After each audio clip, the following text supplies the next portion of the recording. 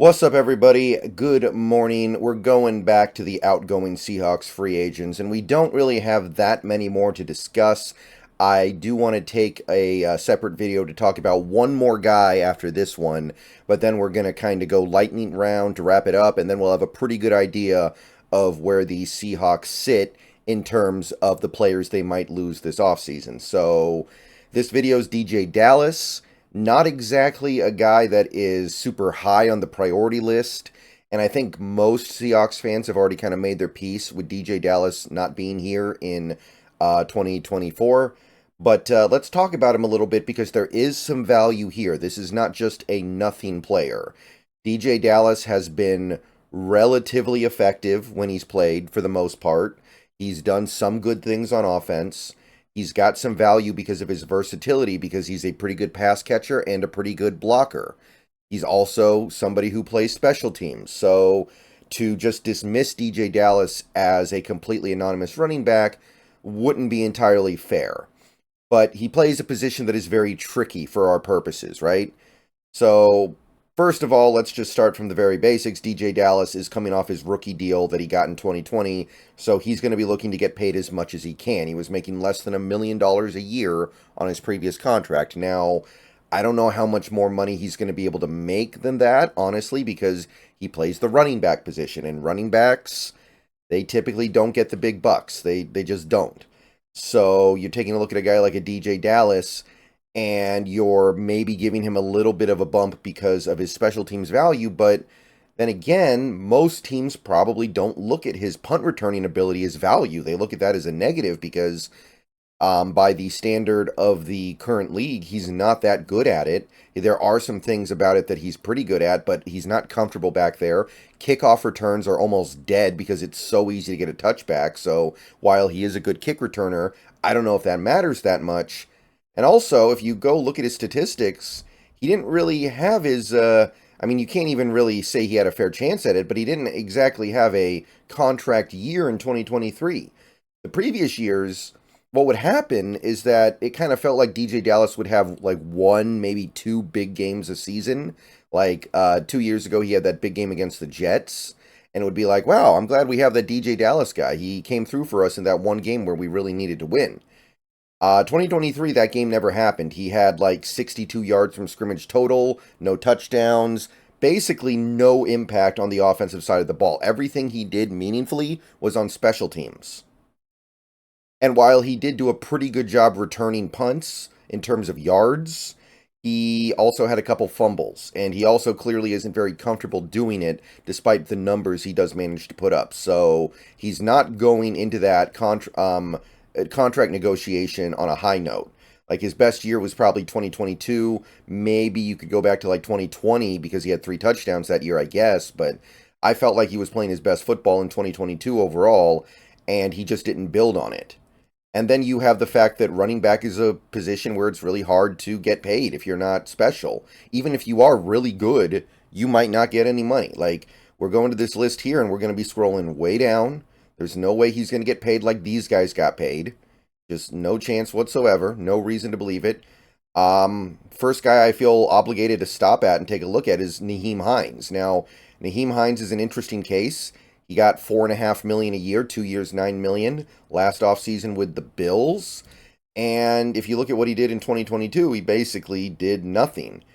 He caught 30 passes. He was a good third down back, but in terms of overall production, I'm looking at this and I'm going, why did he get $4.5 million? It's probably because he is considered to be one of the best third down backs in the game. And while DeeJay Dallas is a good third down back, I don't think he's on that level. But also you're paying to a certain extent for past performance, and Nyheim Hines has done far more prolific things in his career than DeeJay Dallas has. This one does give me pause, though, because this is a guy, he's never had a 1,000-yard season or even a 900-yard season. He got paid coming off of a 300-yard season. By the way, he did not play in 2023, it looks like. So money not well spent. So I don't know if this is a good template, because this is probably just considered like an oopsie on the part of the Bills to give him this contract. But once you get past Nyheim Hines, you start seeing how thin this really gets. Like, Jamal Williams got $4 million a year. 3 years, $12 million. $4 million a year coming off a season where he did what? Led the league in touchdowns and had 1,100 yards from scrimmage. I mean, this is considerably more than DeeJay Dallas has done in his whole career. And I know, obviously, there were some extenuating circumstances with Jamal Williams, but we're still talking about a guy here who did some serious damage. I mean, he played at a borderline Pro Bowl level. He didn't make it, but he put up Pro Bowl type numbers, and he got $4 million a year. So we're clearly not close. Somebody like Krivoshein with the Broncos gets 2 years, 7.5. So that's $3.75 million with the Denver Broncos. What did he do? What did he do to earn that contract? Almost 700 yards from scrimmage and 6 touchdowns. That's way more than anything that DeeJay Dallas has done in his career, and it's certainly more than what he did last year. I know the special teams gives him a little bit of a bump over a guy like Krivoshein, who isn't providing that special teams value in the same way, but this guy's clearly more valuable than DeeJay Dallas. You know what he can do in a more featured role.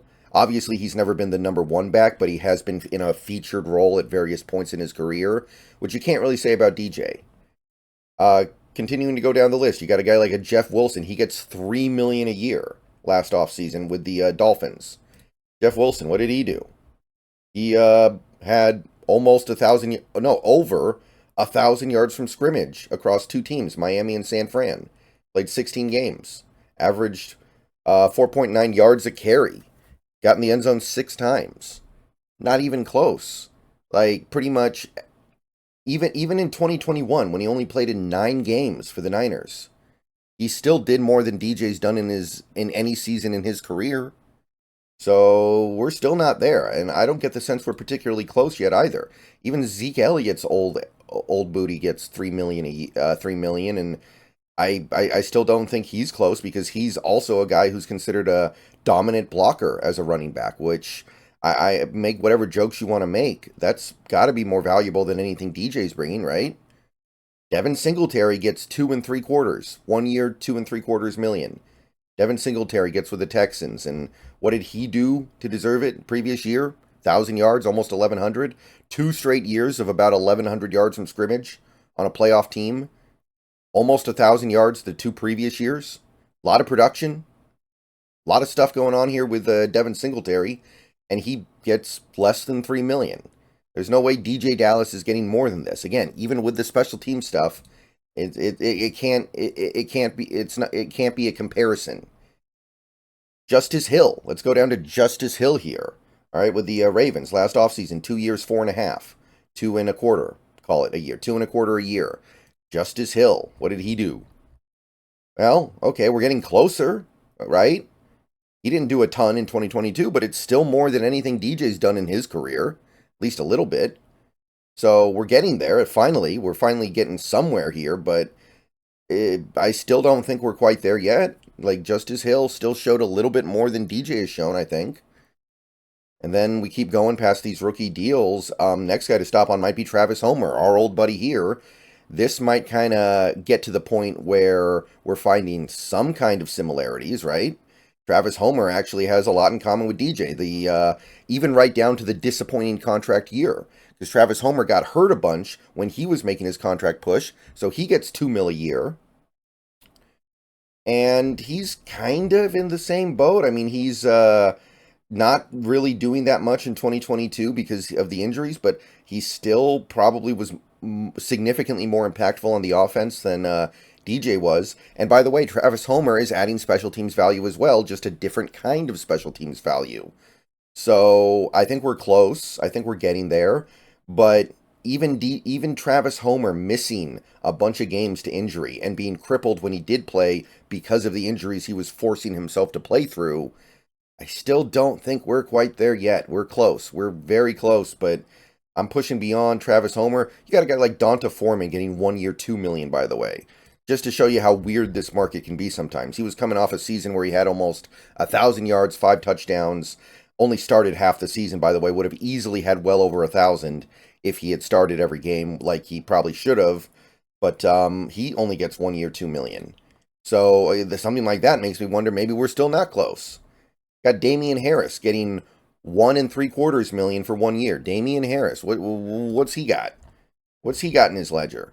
Previous year, over 500 yards. The previous year, over 1,000 yards. Almost led the league in touchdowns in 2021. And he can barely get paid.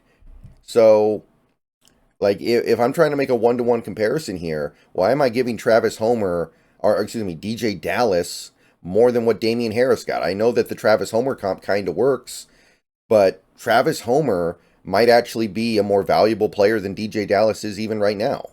Like, he actually does some stuff on special teams that is unequivocally good. DeeJay Dallas does stuff on special teams that is occasionally effective, but also occasionally maddening. So you keep going down the list here. You've got JaMycal Hasty, 2 years, 2.9, so that's just under $1.5 million per year for JaMycal Hasty with the Patriots. And if you go to his Spotrac page, Jacksonville, he had like 320 yards from scrimmage, 3 touchdowns. So we've kind of gotten about as far as we're going to get, right? Like, you keep going down, you're going to find a lot of rookie contracts. Guys like Salvon Ahmed, who was a third-string running back for the Dolphins, Matt Breida, Rashad Penny, who basically did not play for the Eagles. So we've kind of seen that I keep saying Travis Homer because Homer and Dallas have so much in common. We've kind of hit the point where it's like, okay, it's probably going to be somewhere around here. Probably going to land somewhere around here. Like the 1.5, little under 1.5 million per year. Maybe he pushes it up to 2 because of the Homer example. But you're probably looking at like 1 year, 2 million, or 2 years, 4 million.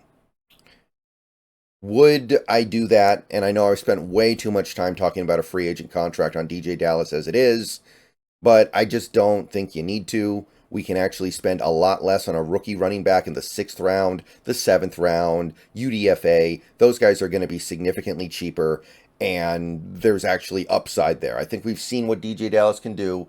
It's good, but there's definitely a lot of room for improvement.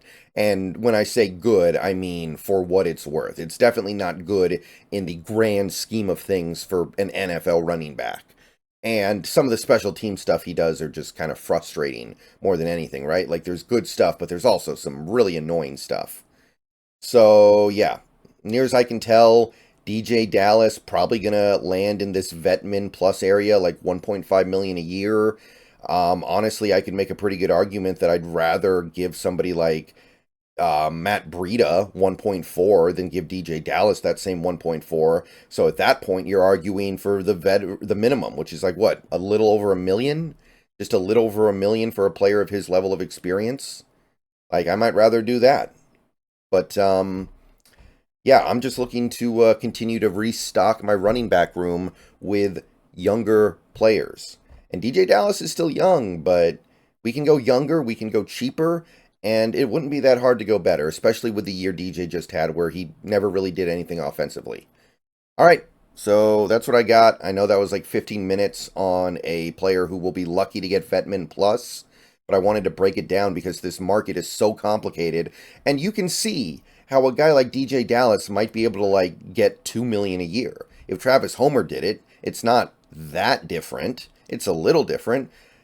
But even a guy like Nyheim Hines getting $4.5 million does set a bad precedence. But overall, the market is the market, and the market clearly indicates that a player like DeeJay Dallas just should be Vetmin Plus, maybe just Vetmin Flat. And I still maybe wouldn't do it. Obviously, there's nothing wrong with giving him the Vetmin, but again, you can get a UDFA who's probably going to be just as good. The only thing that's interesting would be his pass protection skills, which are not necessarily easy to replace. But, I mean, Charbonnet has shown that he's a good pass protector as well already. So you've already got a guy who can kind of occupy that role. All right. See y'all later. Go Hawks. Let me know what you think. If anything, I know it's not the most exciting topic in the world, but we had to spend some time to talk about it, and now we're moving on. All right. Go Hawks.